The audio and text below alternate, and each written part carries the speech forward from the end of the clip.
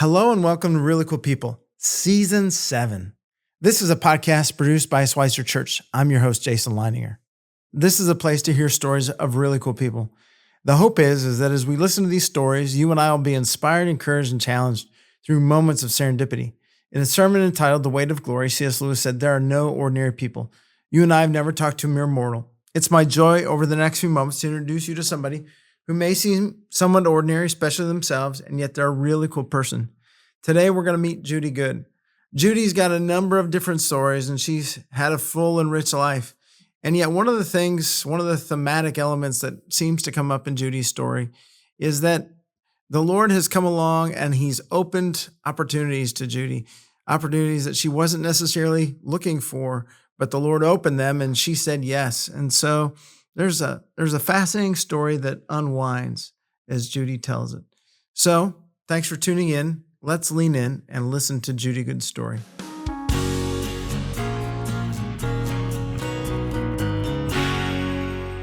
Well, today we are happy to welcome Judy Good. Judy, welcome. Hi. Glad to have you here. Well, this is exciting for me. Good. Well, I'm excited too because I've heard bits and pieces, and I've been told by other people that you have a great story of life. Well, I don't know about that. I would say I'm probably, and a lot of people probably say the same thing. You're kind of a mutt.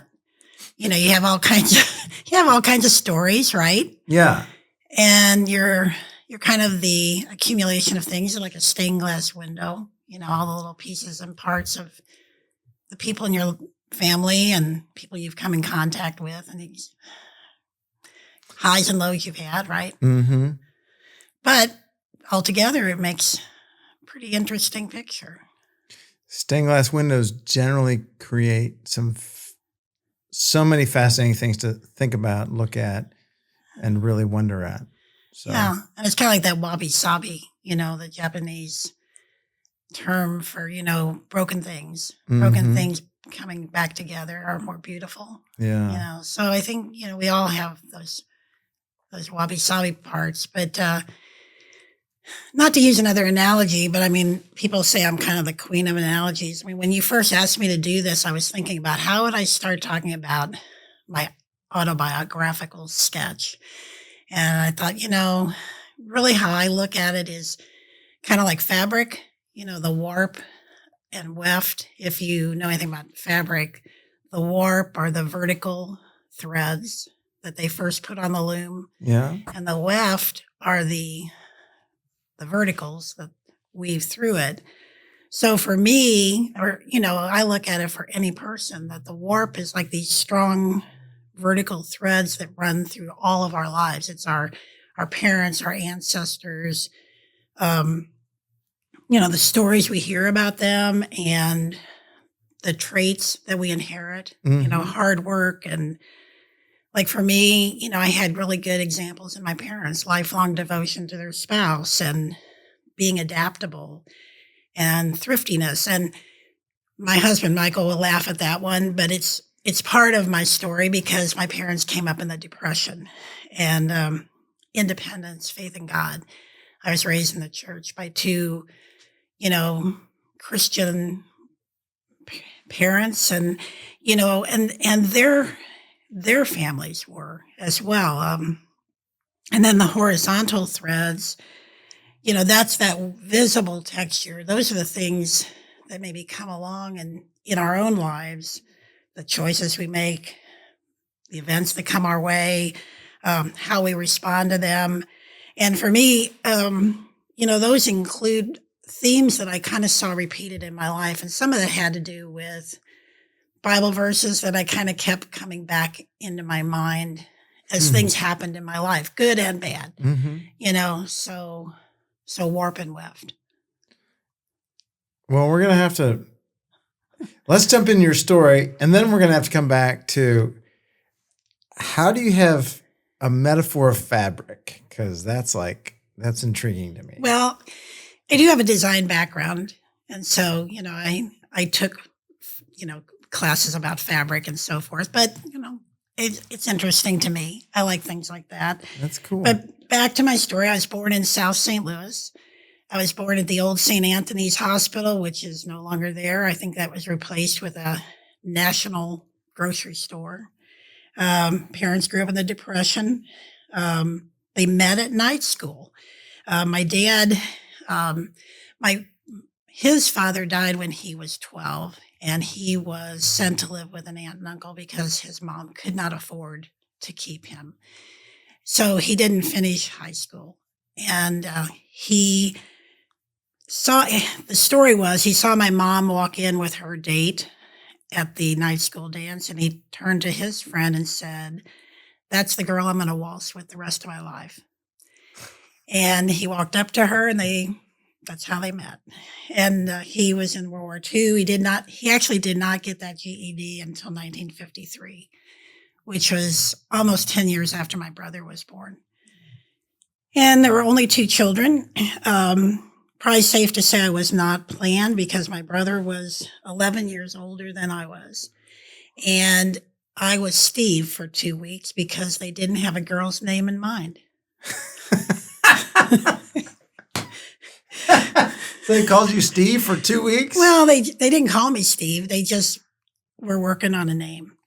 And with my dad's side was Italian and Irish. And so they had a lot of help on what not to name me. And so it was hard. It's kind of like naming somebody by committee. My grandparents, my dad's parents, Nellie and Frank. Nellie was map of Ireland, typical lace curtain Irish. She, I understand, was a beautiful young girl, long red hair. She was dipping chocolate cherries when my grandfather, saw her. And he was one of 4 sons of 2 Italian immigrants that came over from, my great-grandfather came from Taormina, Sicily, and my great-grandmother came from Naples, and they met on the boat coming over.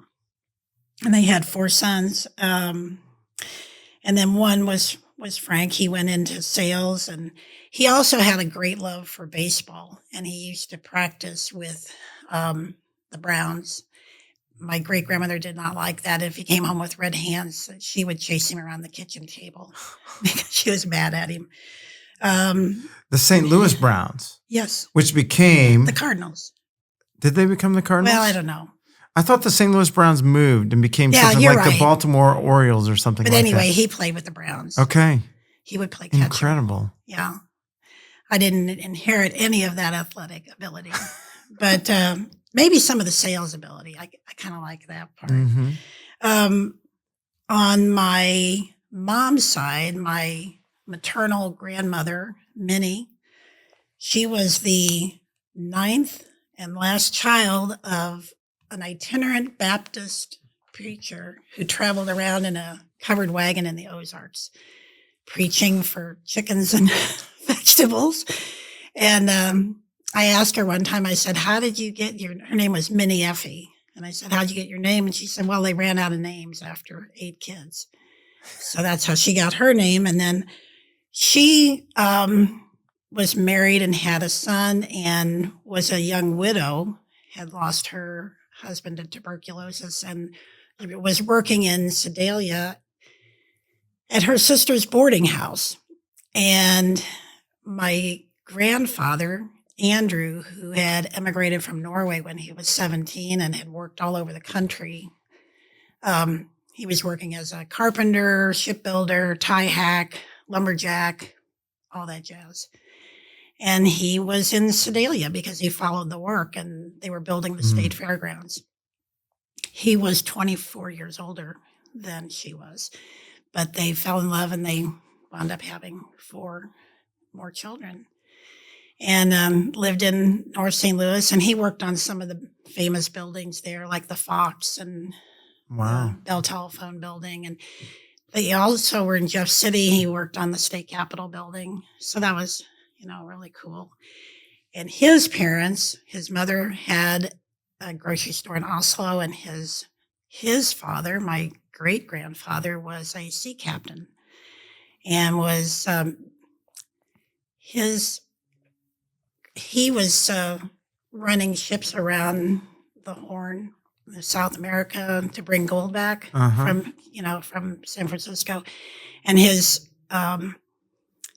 crew mutinied and put him overboard.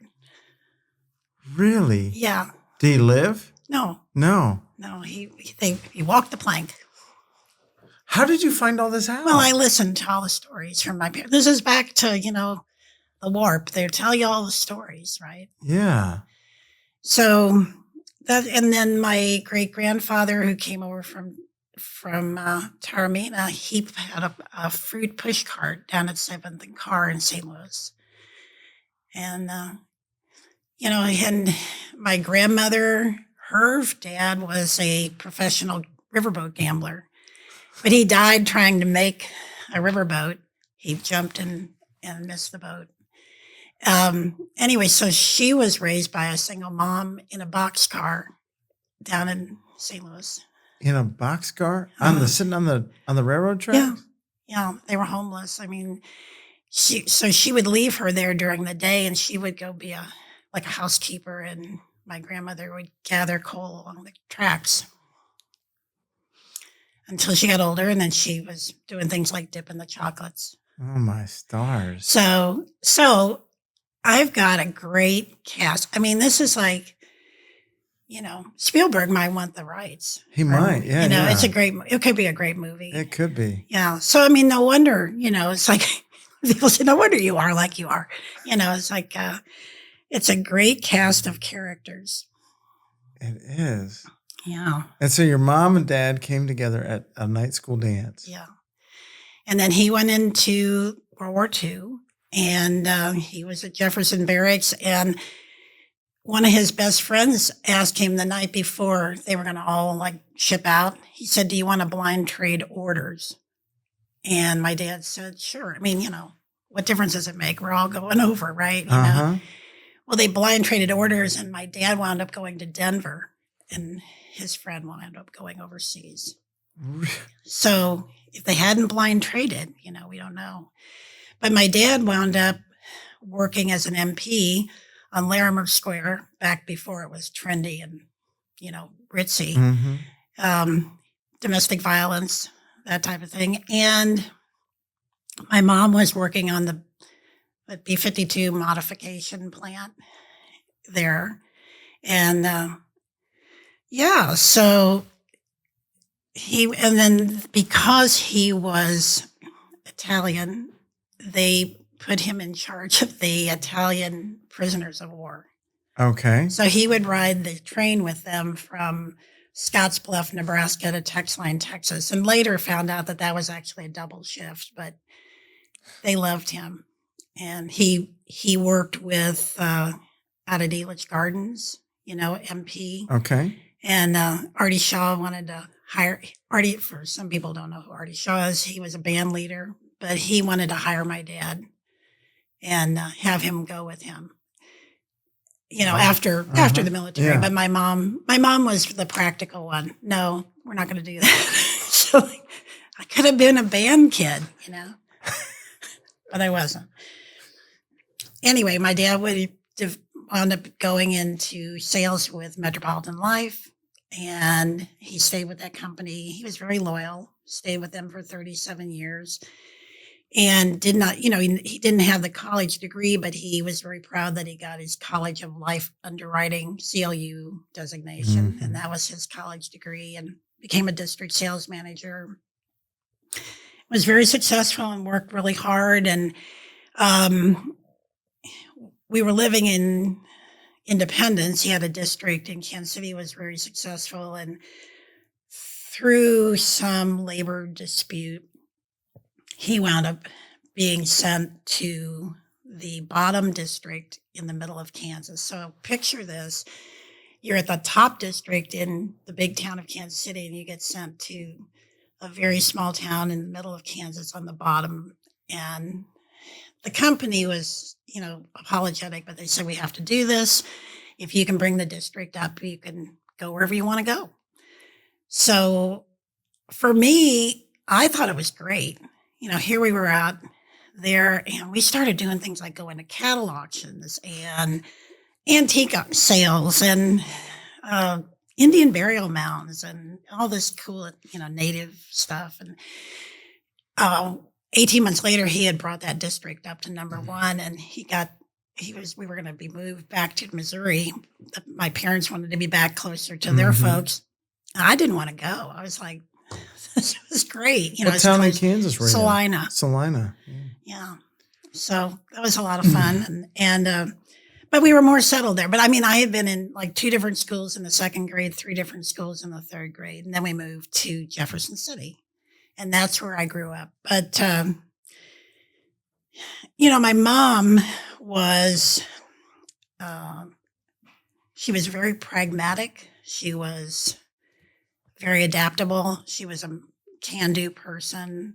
With the other night when we were talking about Wesley and the do all the good you can, by all the means you can, for all the people you can, as long as ever you can. And that was her.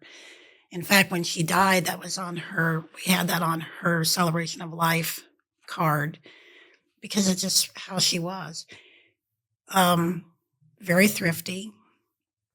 She sewed all of my clothes all through high school. And I think she had 2 patterns. So it was either sleeveless or with sleeves. And she would, if she bought anything, it would have to last for a while. So like the winter coat I got in the 3rd grade was the winter coat I wore as a senior in high school.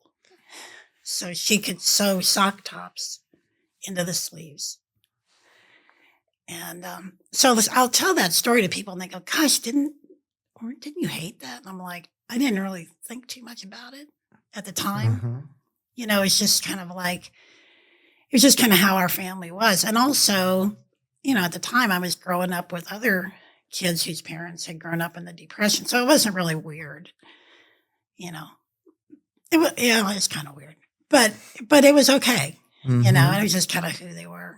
And anyway, so that kind of takes you through how I got here.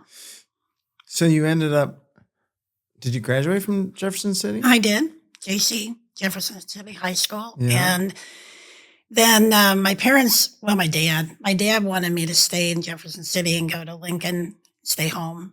And I said, no, I've got to at least, I got to at least go to like Columbia. So I went to MU. I'm pausing because my husband Michael went to K-State and KU, and so there's that border rivalry. And when we first met, and he found out I went to MU, he said, "And you got a job?"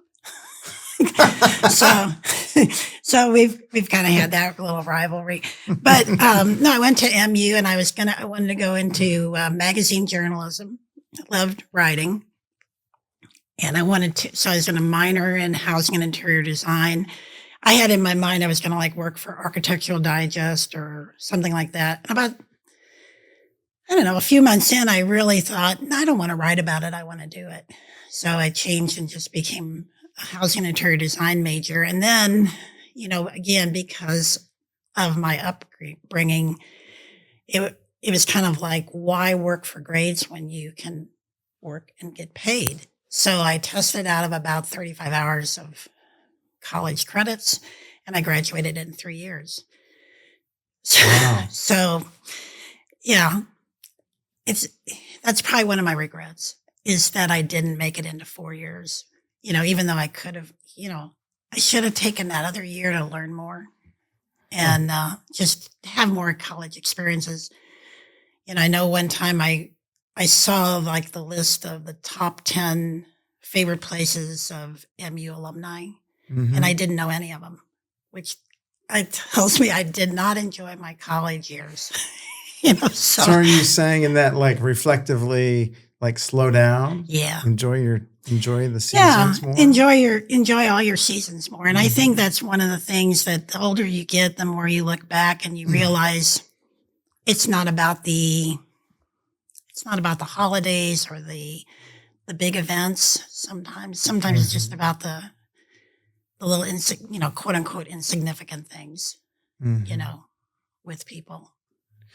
Were your grandparents still alive at this time? I knew my 2 grandmothers, but I never had the honor of meeting either of my grandfathers. What did they make of your pursuit in college? And Well, they didn't live that long. So Okay. they died. The two grandmothers died when I was 13. Oh. So it's a kind of a funny thing that, well, it's how you look at things maybe a little bit is I had older parents, at the time, Mhm. older. Now it wouldn't be older, but at the time it was older, Mhm. so I lost my dad when I was 30.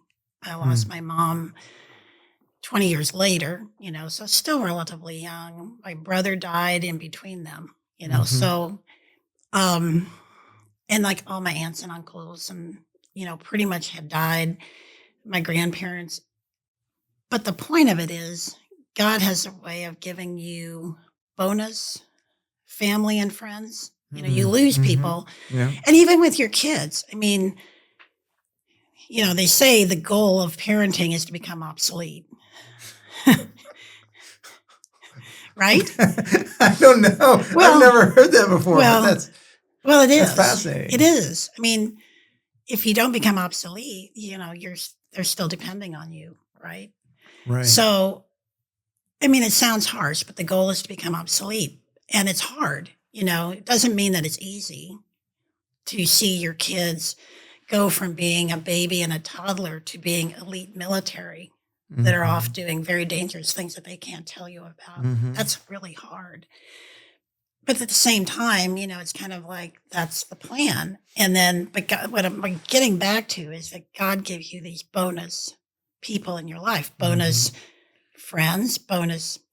I never had any sisters, but God's given me some fantastic sisters, Mm. brothers, dad's moms, nieces, nephews, and now, bonus kids. And Mm. again, as you get older, it really kind of doesn't matter their age. They don't have to be young enough to be your kid, Yeah. or old enough to be your parent to be your parent. It's just that that's the roles they're playing for Mhm. us. Huh.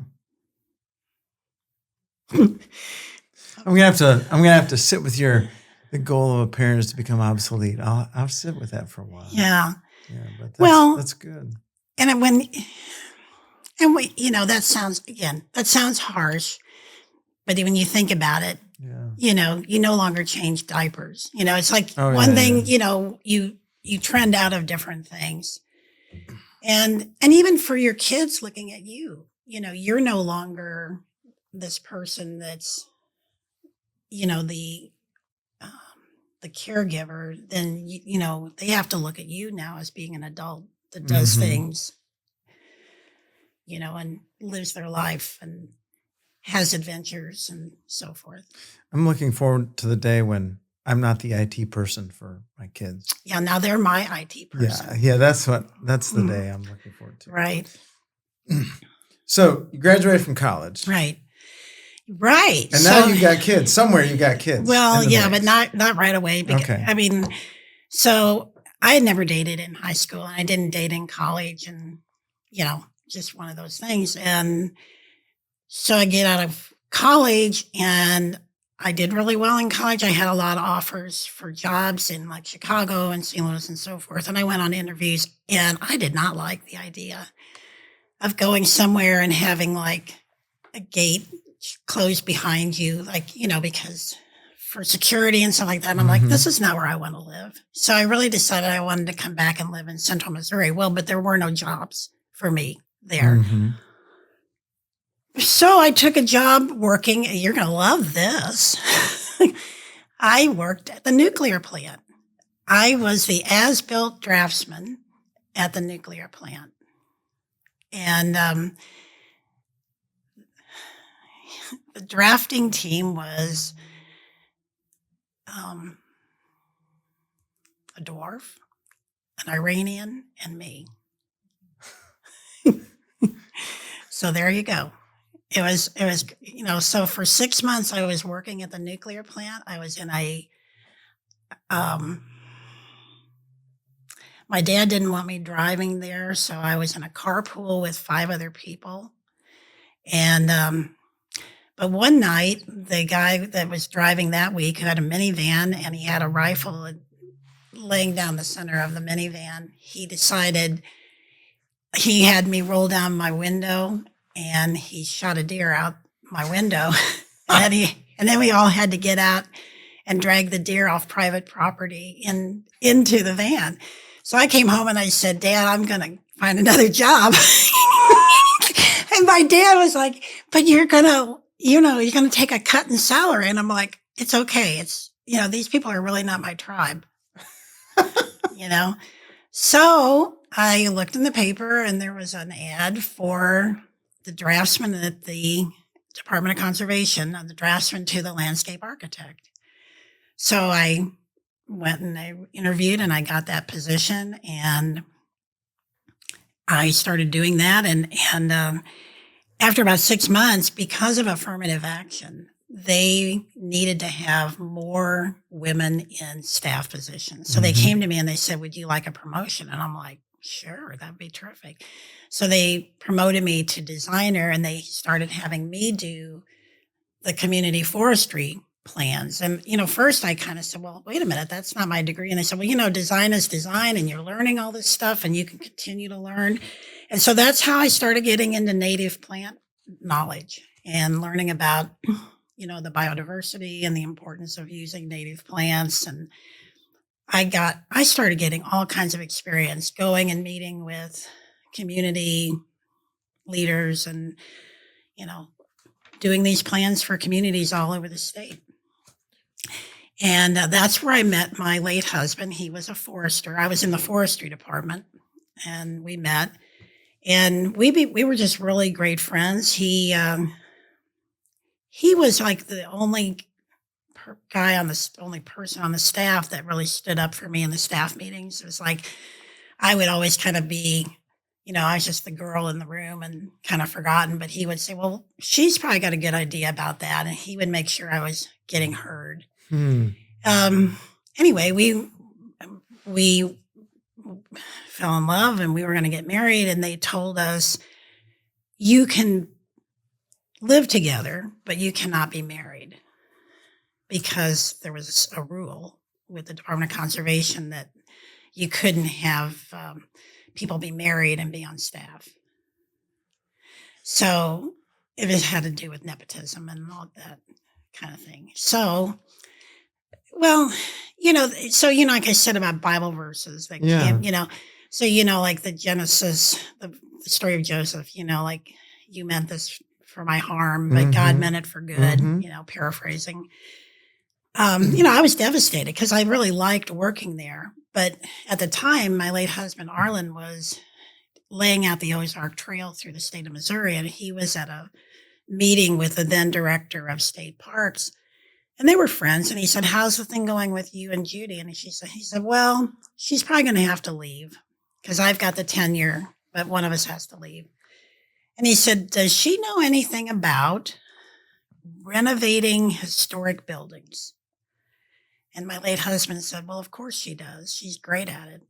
And he goes, well, have her come Monday morning. I want to hire her. So when he came and told me this, I was like, are you crazy? I mean, I don't know anything about that. And he goes, you got all weekend to read a book. He said, I believe in you. You can do anything. And he was always my biggest cheerleader. He used to say, you can do anything. So anyway, I went Monday and I got the job. And it became a fantastic job for me. I was doing historic renovation work and I was doing state park landscape work and, did things up at like Devil's. I did like the boardwalk for Devil's Icebox and I did the boardwalk in Onondaga's Cave. And, I had some fantastic projects doing that. And a lot of it, people say, well, did you have a degree? And I'm like, no. But, it was kind of a time when it was a lot of OJT. You learn on the job training and it was kind of your experience and you kind of learned as you went and you had other people like that. Like, laying out a trail, what an experience laying out a trail, guy on a bobcat and you're walking in front of him going, okay, come this way, and you're kind of like going on the topography. I mean, you can't draw it anyway, right? So you're just doing things on the ground. I worked with prison crews, like guys out Mm-hmm. on good behavior and doing landscaping, and they used to play tricks on you, like plant the plants upside down. Mm. And you come back and say, no, green side up, and they'd laugh at me. But like how cool Yeah. was all this stuff? Did But you get into the bobcat? sometimes, Yeah. yeah, sometimes. But I mean, more it was less about running the equipment and more about telling the guy where to run the equipment. Yeah. So, and sometimes drawing on the back of a board or something like that. So, Wow. anyway, during that time, had our two sons, Cody and Carson, and actually Arlen got transferred down here to Springfield, and he became the district forester here in Springfield. And he was here at the time when they built the new conservation offices and they built the nature center, and he laid out the trails for that. And we were going to Schweitzer at the time, and both boys were baptized here. The oldest was baptized in the old sanctuary that's probably gone or going, and then the baby, the youngest, was baptized in what's now the sanctuary. So then a couple of different things happened, and it's kind of not important what it was, but part of it was that my late husband, who, remember I told you my maternal grandfather was older than my maternal grandmother. Well, my first husband was also 24 years older than me. And so he had the opportunity to take full early retirement. And we had a 2-year-old and a baby. And for a variety of other reasons, it was time to move on. And so we decided, why not Seattle? Because, if you're going to fail and flip burgers, it might as well be somewhere beautiful, right? So, but I had a lead on something. I had a lead on becoming a manufacturer's rep up there. And so I went up there, and it wasn't a salaried position. It was straight commission. And, but I founded a company up there, and I had an idea. I thought, well, rather than going to dealers or other designers, why don't I just sell directly to end users? Commercial, not not like residential. And so I really like the idea of hospitality, like hotels, and healthcare, like hospitals and assisted living and so forth. So I had an interview with one of the top owners of assisted living facilities in the country. And I don't even know how I got in there, but I guess I was just persistent enough. And it was kind of like the Monday of Thanksgiving week. And I go in there, and it's not just the guy I'm supposed to present to. I mean, it's the whole board table, and it's his son, and it's a dealer that I was up against and some other people. And I started to present, and the owner, and then we're also talking about this, these owners were like old money, like the DuPonts and stuff like that. Okay. So, which means nothing except they had money. They could do whatever they wanted to do. Money was really not that big a deal. But he puts his hand up like this, and his son goes, I'll get rid of her, Dad. I knew it was a mistake to have her come in. And he goes, no. She just saved me $50,000 on the carpet alone. She stays. And that's how I got this huge job. I got a huge client out of it. And he gave pink slips that Thursday to 50 people, including his son, because he found out that they were all taking money from him. Wow. That they were all lining their pockets in the name of that's just how much it costs. So my theory was good. And I wound up having 4 different family companies that I wound up working for up there, and we did really well. So I did that. And then my dad was not doing well, and we decided we would try to move back closer, like be within a day's drive. And I had an opportunity to go in business with one of my lines. And he said, he would move us there and so forth. And again, make a very long story short, he did move us there. We bought a house because I was going to have a salary now for a change. He was going to put me on salary. I was going to give him the lines, etc.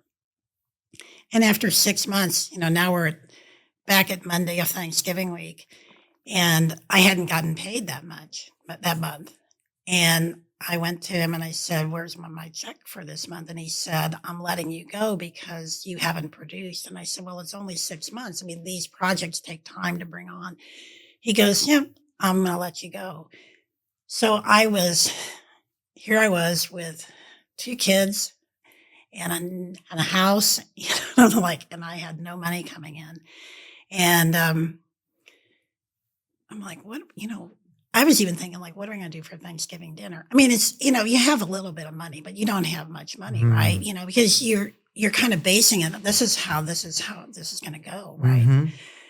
So I thought, well, I've heard of people selling clothes. So I took like 3 or 4 of my suits that I had for business, and I took them to a consignment store, and they said, these are not very on trend or not stylish, but you can take them to the rag store down the block.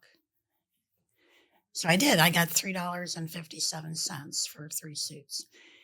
And I came back to the car, and the kids were in the car, and the oldest boy, who at the time is now probably 3.5, 4, he said, because I wasn't looking back. I mean, I was probably starting to cry. And he said, "Mom, are we okay?" And I'm like, "Yeah."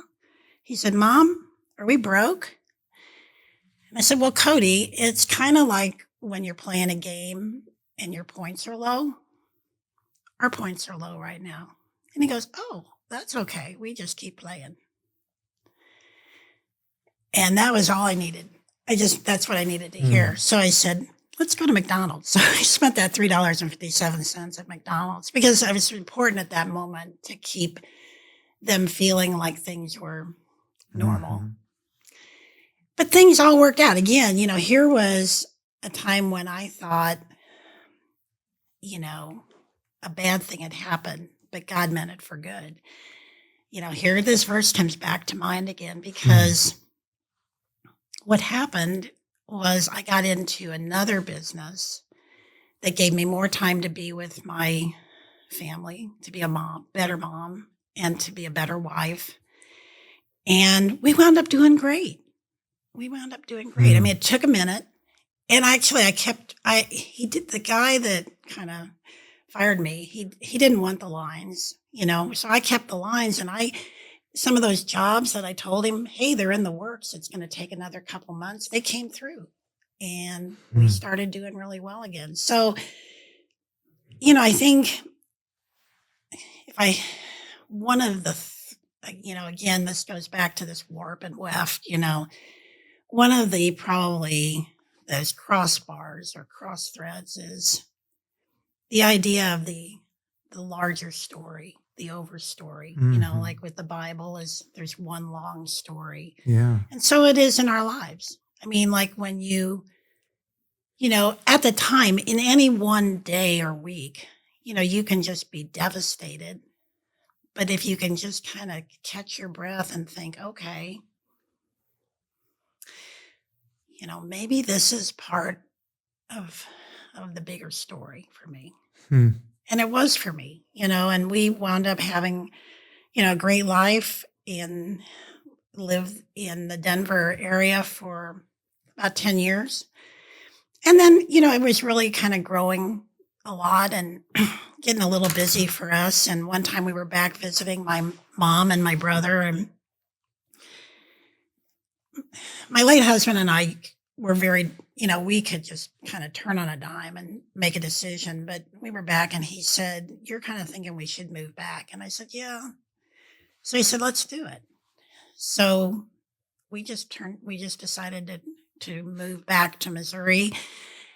And at the time I didn't have a job particularly, I was still kind of self-employed, but didn't have a job.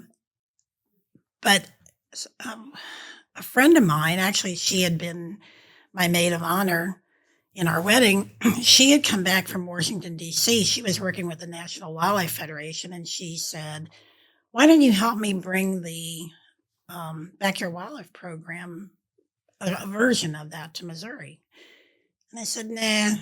I said, I mean, it sounds good, but I said, I don't really want to do that. That's just an educational program. And she goes, well, what would you do? And I said, well, it doesn't do any good if you just educate people unless you can provide the products that they need. You have to bring along like nurseries and landscape architects and city planners and so forth at the same time. It's kind of like push-pull marketing. Mm-hmm. And so she said, well, how would you do it? And I kind of laid it out, and she goes, well, let's try it. So we did that for a few, 3 or 4 months with the Conservation Federation. And then she got a job to be the executive director for Pheasants Forever and just kind of left. And so I said, well, what about me? What do you think? She said, well, whatever you want to do with it. So I went back to the Department of Conservation, and I talked to the director, and I told him about my idea. And he said, well, I love it, but I don't have any money for you. And he says, if you can find one of my division directors to give you money, that'd be great. So I went to 2 different guys I knew. Neither of them wanted to take me on. And I went to the third one that I didn't know, but I also thought it was a good match. And he said, I love it. Let's do it. But I don't have any money for you either. So the idea was I could be housed at the conservation department as long as I could come up with my own money. And so I started writing. I learned how to write grants. And I funded it for 6 years on grants alone. And until I kind of came to a point when it was kind of apparent that I couldn't really take the program in the direction I wanted to go. And the program was doing great. Within 2 years, it was named one of the top 10 new government programs in the country. Wow. So it was a good program. And the program still exists, but it's not exactly, I kind of had hoped I could have just kind of put it down when I left, but it's okay. It's still there. But again, things work out because in the meantime, I did other things. I did work for the City of Kansas City, 10,000 Rain Gardens, State of New Jersey, rainscaping.org, some other private work. I was doing commercial landscape, native landscape for, shopping centers and subdivisions and Payne Stewart golf course. And, I did all kinds of different stuff. Well, then 2008 came along and those projects kind of dried up. Well, fortunately, I always am doing more than one thing at a time. I was still doing writing and marketing. And one of the nurseries that I knew the owner, he had lunch with me and he says, I think you should come to work for me. And I said, why? He goes, well, I like what you do and I like your style. And my daughter's coming on and she's going to need somebody to work with her. And why don't you come on and do our marketing? So I've been working with them ever since. So that's been about 15 years. So that's been one of my major clients is Forest Healing Nursery. And what's nice about that is it has allowed me to do some of the things that I thought would have been important for the Grow Native program. It's allowed me to do it. And you can do more things in private practice than you can do with the government sometimes. So, again, in the overstory, that was better. And I'm still self-employed after all these years, since 1991, still self-employed. And we've had our highs and lows and peaks and valleys, but always got, things just always worked out. I mean, I remember one time we were sitting at our kitchen table in Colorado and we were wondering how we were going to make our bills that month. And we needed $500 to make everything work out. And the doorbell rang and it was FedEx and with an envelope from a friend of mine. And in the envelope was $500 check. And I'm just saying, we've just had, I'm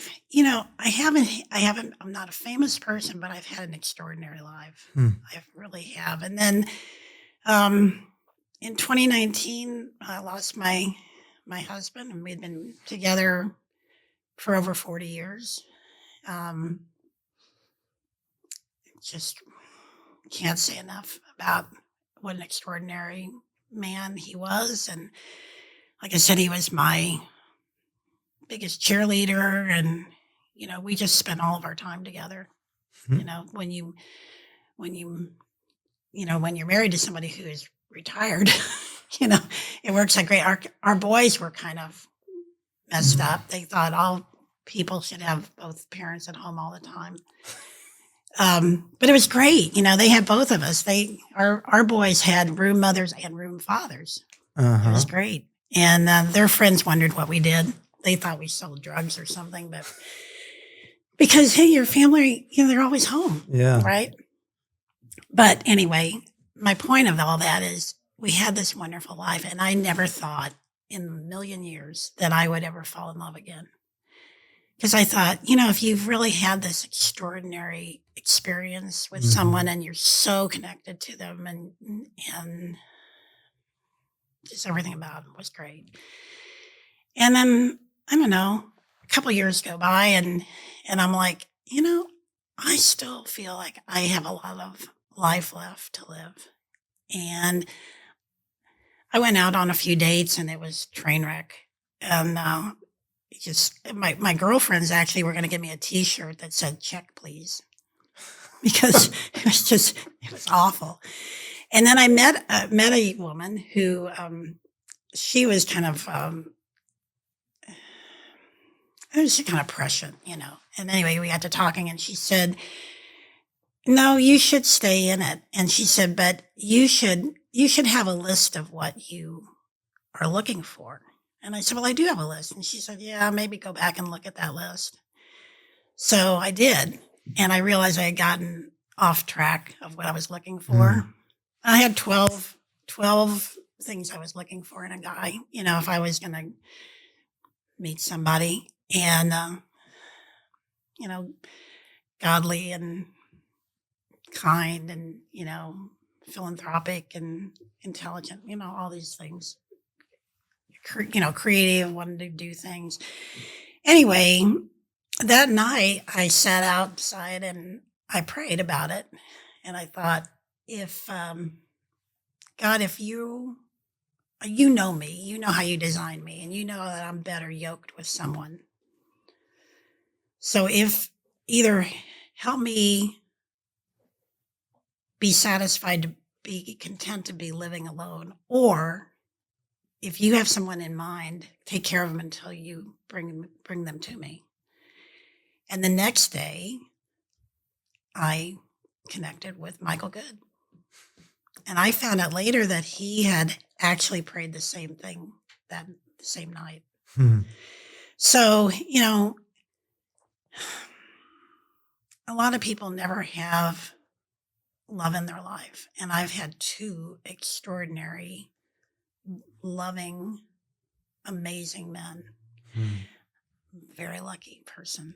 Very, very lucky person. And, it astounds me sometime. And I never like to say I'm blessed, because I feel like we're all blessed. God blesses everyone. We don't all see all the blessings, maybe, but I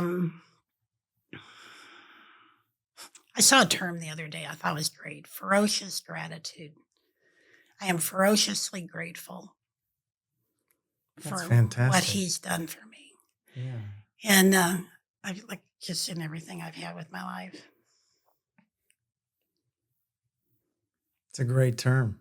Yeah. Isn't it? Yeah. And it's a uniquely special term, given the fact that you've been quoting what Joseph says to his brothers, when there's the reunion and he finally reveals himself and they're deeply afraid that what he's going to do. And he says, "No, what you meant for evil, the Lord meant it for good." Yeah. And I just saw that so many times in my life, and other verses too, like Romans 8:28, is a verse that we talk about a lot, that it, all those things come back to you. And again, that's that weft, and you have to allow it, that analogy, you have to allow the warp and the weft to come together. And if you think about weaving, if you don't weave well, you won't have a good pattern. You won't have a good tight fabric. It all has to come together. Do you have a loom? No. No. But I know how to use. I know how to use it. No, I mean, I've never. I probably don't have the patience to be a weaver. But I can admire it.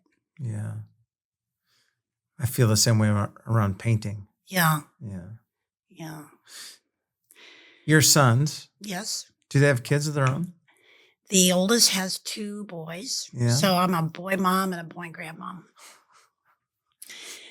And never had girls, but Michael had 3 daughters and has 3 granddaughters that live here in town. So that's been kind of nice. I've had girls. What's funny is we have found that when I say grew up, as an adult, that we grew up watching different movies. Because I had, I used to call my late husband my personal John Wayne. So I had John Wayne and these 2 boys that became elite military. So you can imagine the movies we watched, Rambo and, Fast and Furious and, all this kind of stuff. Sure. And then Michael, on the other hand, was watching Pride and Prejudice and Hallmark movies. And so we could, it'll be like, have you ever seen X? No. Have you ever seen X? No. So we're watching movies with each other that, the other person has never seen. That is. What's next? What's next? Wow. Well, next, we're going to be on a mission trip in about 2 months to the Amazon. I mean, this was part of, what I was looking for was, someone who wanted to give back, also. And that was probably always a fear. Fear is not the right word. A desire of mine. I always want to be part of things that were bigger than myself and something that lived on, and also that I was not easily replaced. My dad used to say, you don't want to be replaced by a coffee bannock. So you want to have left your mark, not for your own personal gratitude, whatever, but for people to say, I'm glad they were in my life. Yeah. So that, and continuing to work with native landscaping, that's really important to me. I think, anyone who has seen our yard knows that it's something that I get really excited about, that it can be something to help the environment and be beautiful and help nature, wildlife. And we don't necessarily have to have turf. We can have things that do more for the environment, and they still are beautiful. So I'd like to see more of that. Do you intend to tell stories to your grandkids, like what you had stories told to you? I think as they get older, right now they're still a little young. I've told them some of those stories for bedtime stories, and they're like asleep. But I think as they get older, I just wrote a children's book. Yeah. About caring for the environment. And so, I like to tell stories. I like to write. And let's see, what else? I just think, it's kind of what gets you going, or for me, it gets me going every day, is like the idea that you might miss out on something cool to get involved in, do. And not just global, like not just Amazon, but we work with Eden Village. We work with Newborns in Need, Veterans Community Projects, Flourish. Yeah. You know, that was a big draw for when we were looking for when Michael and I got married. We were kind of looking for our church, and no coincidences. I mean, you know, we walked in, immediately saw people we knew. Walked up to the blue booth, and who's in the blue booth but Shelley Rogers. And she said, well, what are you interested in? And I said, well, you might as well tell her. And he said, well, I'm interested in missions. And she did not have her name tag on. And she said, funny thing, I work with missions. And the rest is history. Yeah. So, so this has been a great fit for us, and we're glad we found Schweitzer. Yeah. So are we. Yeah. When you described your college years, Yeah. you said you went through it really fast. Yeah. You wished you would have slowed down and enjoyed it more. Have you found that capacity? I think so. I think the older you get, you start realizing the things that are important. And, you know, when they say don't sweat the small stuff, you start living that and realizing, hey, that's not that important. You also start realizing, you know, the little things that are important. You know, like we start our day every day, like, you know, you're going to laugh at this probably, but, you know, I usually wake up first. I go Michael doesn't like coffee, but he likes juice. So I'll get him juice and get me coffee or tea, and then I bring it back and wake him up. Hey, buongiorno. And then we do devotionals and play our New York Times games, and it's kind of like, and if the weather allows it at all, I mean, if it's above 40, we're sitting outside to watch the morning come on and be with the birds and so forth. And so, you know, people might say, well, gee, that's a waste, or, you know, that's a lot of time for that. No, it's a really good time to kind of connect. We connect with each other and start our day with God and try to end the day with God. So those things are important. And again, I think the older you get, the more you realize that those little things are important. And also the little things that maybe for other people, you know, when you're younger, it's irritating. You know, like, I know one time he says, does it bother you that I snore? And I said, having no one snore is louder. Oh. You know, when you lose your spouse, it's pretty darn quiet.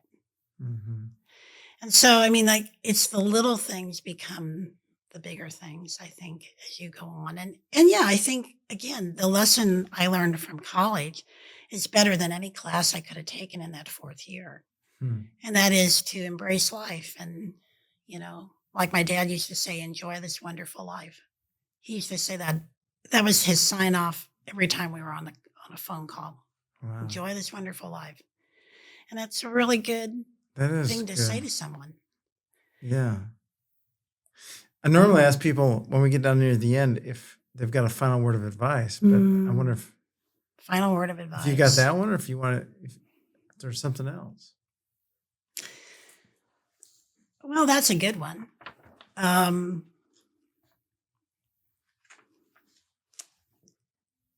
I don't know. I think just, yeah, to really enjoy this wonderful life, to keep in mind that there's a bigger story. You know, it's not about the day to day. It's about the whole picture. You know, it's not about the threads. It's about the fabric. It's not about the piece of glass. It's about the window. It's not about the brush stroke for you. It's about the painting. So I think, you know, trying to always back up and take and maybe in prayer, find out what's the bigger story here and what part am I supposed to play. And I would say that's another thing that drives me, is just always making sure that I am living into the person that God wanted me to be when he designed me. I always wonder if I'm not missing it, you know? Well, I don't know, because I'm not the Lord, but there's some things that sound true and sound true in your story. That's a good thing. So thank you for coming in and sharing. Oh, it's been my pleasure. Oh, it's a pleasure to hear your story, Judy. Thank you so much. A big thank you to Judy for sharing her story. In listening today, I hope you were inspired, encouraged, and challenged, and that you begin to behold the really cool people that are around you each and every day. The Really Cool People podcast is produced by Schweitzer Church, Springfield, Missouri. Taylor Likes is our executive producer and editor, and I'm your host, Jason Leininger. You can help us out by liking, reviewing, and sharing this podcast. Until next time, stay cool.